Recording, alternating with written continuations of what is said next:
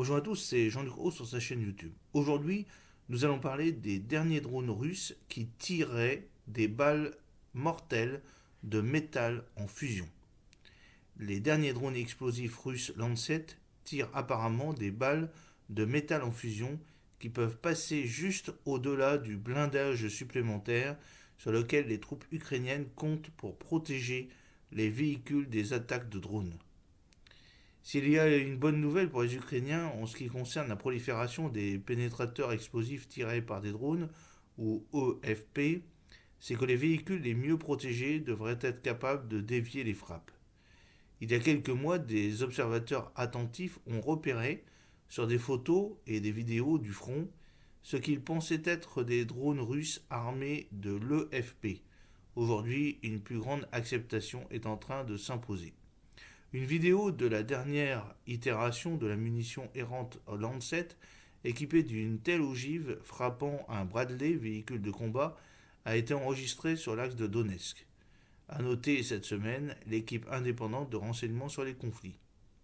Un capteur à bord d'un drone armé d'EFP, un Ranger laser, dans le cas du Lancet, calcule la distance jusqu'à la cible lorsque le drone fonce. À la meilleure distance, 12 ou 15 pieds, le capteur déclenche une charge explosive qui se trouve derrière une plaque métallique incurvée. Propulsée et chauffée par la charge, la plaque se place vers l'extérieur et prend la forme d'une longue limace. Cette balle perce la cible. Vous avez accès à plusieurs vidéos dans les commentaires. Un EFP n'est pas aussi puissant que, par exemple, une ogive anti-char hautement explosive, HEAT, qui frappe directement sa cible.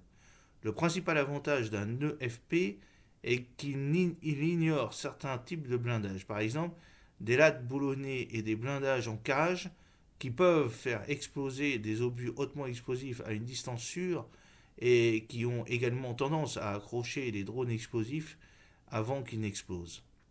Les militaires russes et ukrainiens ajoutent régulièrement un blindage à latte ou à cage à bon nombre de leurs véhicules de combat. L'armure est un expédient et ne fonctionne pas toujours. Mais cela fonctionnera encore moins souvent pour les Ukrainiens maintenant que les Russes équipent apparemment leurs drones Lancet d'EFP.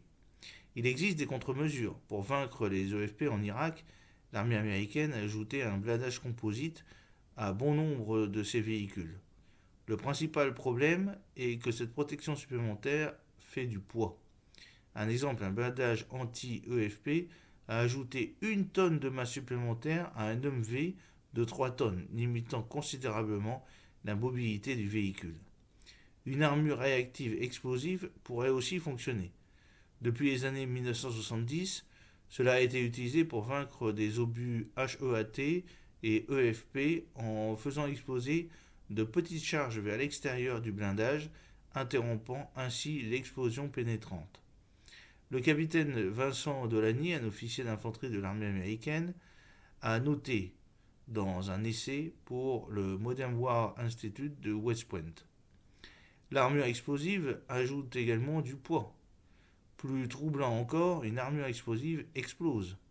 Vous ne pouvez pas accrocher l'ERA sur un véhicule à peau fine sans que les propres explosions du blindage n'endommagent le véhicule.